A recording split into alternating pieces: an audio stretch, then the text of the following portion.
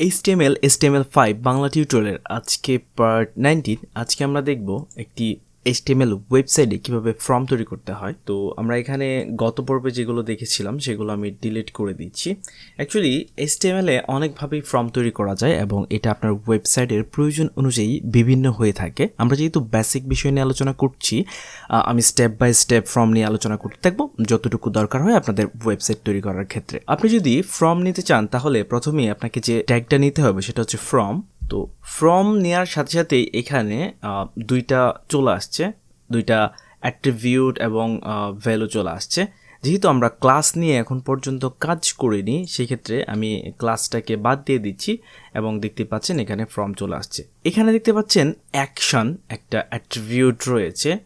মূলত একটা ফর্মের মধ্যে যে ইনফরমেশানগুলো থাকবে, ধরুন কারোর নাম, কারো ইমেল অ্যাড্রেস, কারো এজ বা এই ডিটেলসগুলো যখন থাকবে তখন এই ডিটেলসগুলোকে পিএইচপির মাধ্যমে এটা যে ওনার থাকবে ওয়েবসাইটের তার কাছে পাঠানো হয়। এই পাঠানোর যে প্রসেসটা, এটা এখানে অ্যাকশন যে অ্যাট্রিবিউটটা দেখতে পাচ্ছেন এই অ্যাট্রিবিউটের মাধ্যমে পাঠাতে হয়। যেহেতু আমরা জাস্ট ফর্ম তৈরি করা শিখছি, কিভাবে ডাটা ট্রান্সফার করতে হয়, এইটা ডাটাবেজের মাধ্যমে পিএইচপির মাধ্যমে হচ্ছে ডাটাগুলো পাঠানো হয় ওয়েবসাইটের ওনারের কাছে। তো আমরা যেহেতু এখানে শুধুমাত্র ফর্ম তৈরি করা শিখছি, এই জায়গাটা আমি বাদ দিয়ে দিচ্ছি, এখানে আমি হ্যাশ রাখছি। এখানে দেখতে পাচ্ছেন মেথড, আমরা এখানে দেখতে পাচ্ছি পোস্ট। এখানে আরেকটি মেথড হয় যেটা হচ্ছে গেট, অ্যান্ড দুইটা কখন কোন জায়গায় ব্যবহার করা হয়, যেটা যখন আপনারা একটা ওয়েবসাইট তৈরি করবেন তখনই এটা আপনারা বুঝতে পারবেন। গেট ব্যবহার করা হয় যখন কোনো নর্মাল ইনফরমেশান ফর্মের মধ্যে আদান প্রদান করা হয়, সাধারণ ইনফরমেশান লাইক আপনার নাম, ইমেল অ্যাড্রেস,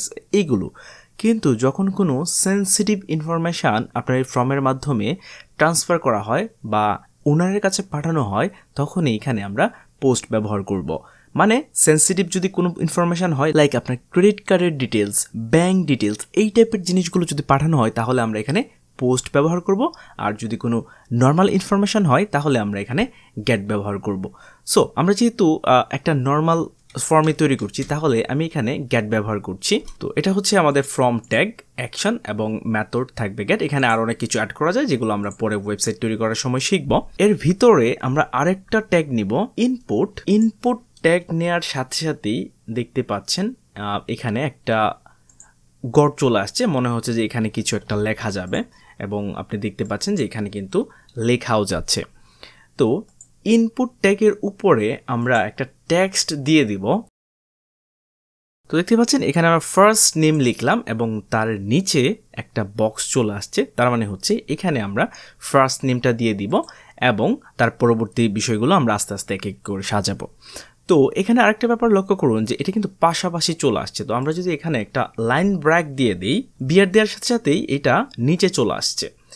এখানে টাইপ, মানে এখানে ইনপুট যে ফর্মটা আছে, মানে এইখানে যে এই জায়গাটা আছে, এখানে টাইপ দিতে হবে।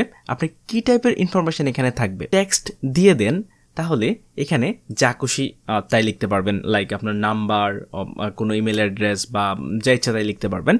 বাট এটা আপনাদের প্রয়োজন অনুযায়ী কিন্তু এটা চেঞ্জ হবে। লাইক এখানে টাইপটা যদি অন্য টাইপের কোনো কিছু হয় বা কোনো পাসওয়ার্ড হয় বা কোনো ইমেল অ্যাড্রেস হয়, সেক্ষেত্রে কিন্তু এটা চেঞ্জ হবে না। আমরা যদি এখানে একটা ভ্যালু দিয়ে দিই, আমরা এখানে যদি একটা ভ্যালু অ্যাড করে দিই, তাহলে দেখতে পাচ্ছেন এখানে অটোমেটিকলি কিন্তু ঘরের মধ্যে যে বক্সটা আছে এই বক্সের মধ্যে একটা নাম কিন্তু অটোমেটিক চলে আসছে, ফার্স্ট নেম। তো আপনি যদি এইভাবে দরকার হয় যে অটোমেটিক ডিফল্টভাবে একটা টেক্সট রাখতে, সেক্ষেত্রে আমরা এখানে ভ্যালু ব্যবহার করতে পারেন। বাট অনেক সময় দেখবেন যে অস্পষ্টভাবে একটা লেখা ফর্মের মধ্যে আগের থেকেই থাকে, এটা আমরা করতে পারি। এখানে আমরা কোনো নেম দিচ্ছি না। আপনার যখন রেডিও বাটন তৈরি করা হয় তখন এটা ব্যবহার করা হয়, আমি এটাতে পরে আসছি। আপাতত নেমটা আমি ফাঁকাই রাখছি। এখানে আমরা প্লেস হোল্ডার ব্যবহার করব। এখন প্লেস হোল্ডার ব্যবহার করে আমি এখানে লিখছি, প্লেস হোল্ডার ব্যবহার করে আমরা যখন ফার্স্ট নেম লিখলাম তখন দেখতে পাচ্ছেন এখানে এই লেখাটা কিন্তু আর ওই আগের মতনই, এটা অটোমেটিকলি চলে আসছে এবং এটা এখান থেকে এডিট করা যাবে না। বাট আগে যে লেখাটা ছিল এটা কিন্তু আমরা এডিট করতে পারছিলাম, বা এটা ক্লিক করার সাথেই এই ফার্স্ট নেম লেখাটা ছিল। এখানেও লেখাটা আছে, বাট এটা একটু অস্পষ্ট। মানে আপনি যদি এখানে কিছু লেখেন তাহলে কিন্তু এটা চলে যাবে। আমরা আগে যেটা দেখেছিলাম সেটা হচ্ছে ভ্যালু। ভ্যালু দিয়ে আমরা যদি এখানে অন ক্লিক করে দিই, তাহলে দেখতে পাচ্ছেন একটা বক্সের মধ্যে কিন্তু অন চলে আসছে। তো ভ্যালু এবং প্লেসহোল্ডারের পার্থক্যটা আপনারা ঠিকই বুঝতে পারছেন, যেটা আপনাদের ওয়েবসাইটের প্রয়োজন অনুযায়ী ফিউচারে ইউজ করবেন। তো দেখতে পাচ্ছেন আমরা একটা বক্স কিন্তু তৈরি করেছি। তো একটা ওয়েবসাইট থেকে যখন আপনার ফর্মের মাধ্যমে কোনো ইনফরমেশান কালেক্ট করা হয় তখন কিন্তু অনেকগুলো এরকম অপশান থাকে। তো আমি এটাকে কপি করছি, আবার এখান থেকে কপি করে এটা আমি নিচে পেস্ট করে দিচ্ছি। সেম জিনিসটা কিন্তু নিচে চলে আসছে, বাট এখানে যেহেতু আমরা কোনো লাইন ব্রেক করি নাই সেক্ষেত্রে এটা কিন্তু পাশাপাশি চলে আসছে। আমি এখানে এটা লাইন ব্রেক করছি, এখানে আমরা বিয়ার দিয়ে দিলাম এবং এখানে আমরা আরেকটা বিয়ার দিয়ে দিই যাতে আরেকটু ফাঁকা হয়। এখানে আমরা দুইটা বিয়ার দেওয়ার সাথে সাথেই প্রথম ফার্স্ট নেম, এখন এই যে নিচের লেখাটাকে আমরা এডিট করে লাস্ট নেম তৈরি করছি। তো প্রথম আমরা দেখছি ফার্স্ট নেম, তারপর হচ্ছে লাস্ট নেম। এখানে আমরা আরেকটা অপশান অ্যাড করব, তার আগে আমরা দুইটা বিয়ার দিয়ে নিচ্ছি। যেহেতু ব্যাপারগুলো একটু একসাথে মিশে যাচ্ছে সেই জন্যে আমি এখানে বিয়ার দিয়ে ফাঁকা করে নিচ্ছি। তারপর এখানে আমরা আরেকটা ইনপুট দিব।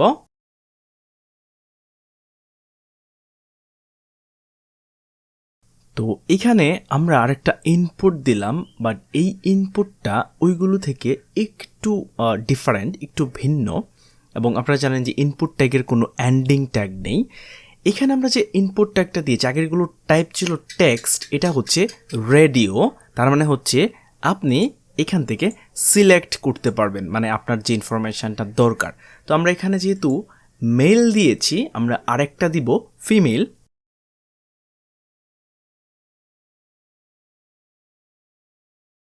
তো প্রথম আমরা দিলাম মেল, তারপরে দিলাম ফিমেল। আমরা এখানে দুইটা লাইন ব্রেক দিয়ে দিব। এখন এখানে একটা প্রবলেম রয়েছে। প্রবলেমটা হচ্ছে আপনি যখন মেইলে সিলেক্ট করবেন তখন মেল সিলেক্ট হয়ে যাচ্ছে, যখন ফিমেলে সিলেক্ট করবেন এটা সিলেক্ট হয়ে যাচ্ছে, দুইটা একসাথে সিলেক্ট হয়ে গিয়েছে। তো আমরা এরকম ফর্ম যখন থাকে তখন আপনারা দেখবেন যে দুইটা থেকে আপনি একটা সিলেক্ট করতে পারতেছেন, আরেকটা কিন্তু সিলেক্ট করতে পারছেন না।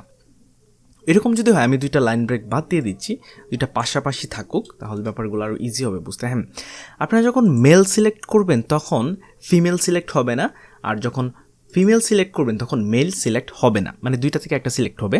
এইটা আমাদেরকে ব্রাউজারকে বলে দিতে হবে। তো এটা বলে দেওয়ার জন্যে আমরা এই যে নেমটা আছে এখানে আমরা একই ধরনের ভ্যালু দিব দুইটাতে। লাইক এখানে আমি যদি দুইটার ভ্যালু কিন্তু আমি একই দিয়ে দিয়েছি। এখানে যে আপনাকে জেনে দিতে হবে ব্যাপারটা এরকম না, আপনি যা ইচ্ছা তাই এখানে দিতে পারেন, মানে দুইটা এক রাখলেই হলো। এখন আমরা চাইলে দুইটা একসাথে কিন্তু সিলেক্ট করতে পারবো না, একটা সিলেক্ট করলে আরেকটা আনসিলেক্ট হয়ে যাচ্ছে। তো আপনারা যখন ফর্ম তৈরি করেন এটা আপনাদেরকে করতে হবে, মানে দুইটা নেম একই রাখতে হবে। আপনি যা ইচ্ছা তাই দিতে পারেন, বাট কথা হলো যে দুইটা একই রাখতে হবে। এবং এখানে যদি আমরা আরেকটা দেই, লাইক এইভাবে আদার লিখেও আরেকটা লাইন তৈরি করেছি, জেন্ডার সিলেকশনের একটা অপশান। তো এখানেও সেম, যেহেতু আমরা ভ্যালুটা ওই যে নেমটা সেম রেখেছি, নেমের ভ্যালু, যেহেতু এটাকে আমরা যেদিক থেকে ক্লিক করি না কেন, জয়টায় ক্লিক করি না কেন, সেখান থেকে ওইখানে শুধুমাত্র একটা চেকমার্ক হবে, বাকিগুলো হবে না। আশা করি বুঝতে পেরেছেন। এখন এখানে এই যে ইনফরমেশনগুলো আমি সেন্ড করব, এই জন্যে আমাদের আরেকটা ইনপুট দিতে হবে সাবমিট নামে। আমি এটা দিয়ে দিচ্ছি, আর আগে বিয়ার দিয়ে দিচ্ছি কিছু, তাহলে আমাদের বুঝতে সুবিধা হবে।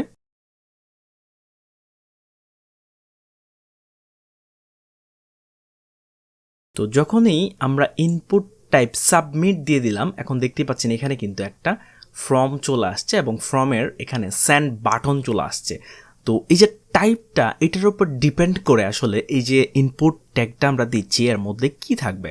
তো আমি যখন এখানে সাবমিট দিয়ে দিলাম এবং এখানে একটা ভ্যালু সেট করে দিলাম সেন্ড, তখন দেখতে পাচ্ছেন যে এখানে কিন্তু একটা বাটন তৈরি হয়ে গেছে। তার মানে হচ্ছে এই যে ইনফরমেশনগুলো আমরা সিলেক্ট করলাম, বা এই ইনফরমেশনগুলো ইউজার যখন দিবে, লাইক ফার্স্ট নেম দিল একজন কেউ, বা লাস্ট নেম একজন দিল, এবং এখানে চেকমার্ক করে ফিমেল ক্লিক করলো, ক্লিক করে এখানে যখন সেন্ড করবে তখন এই ইনফরমেশনগুলো আপনার যে ওয়েবসাইটের ওনার থাকবে তার কাছে চলে যাবে। তো একটা ফর্মকে চাইলে অনেকভাবেই ডেকোরেশন করা যায়। ভবিষ্যতে যখন আমরা ওয়েবসাইট তৈরি করব তখন এইগুলো ব্যাপারগুলো আরও খুব ডিপলি দেখব। আশা করি বুঝতে পারছেন কিভাবে একটা ফর্ম তৈরি করা হয়। পরবর্তী ভিডিওতে অন্য কোনো টপিক নিয়ে কথা বলবো। সে পর্যন্ত ভালো থাকুন, আর বাসায় এই বিষয়গুলো প্র্যাকটিস করুন, তাহলে ব্যাপারগুলো আপনাদের কাছে আরও ক্লিয়ার হবে। আর আমার চ্যানেলটা সাবস্ক্রাইব করুন। ধন্যবাদ।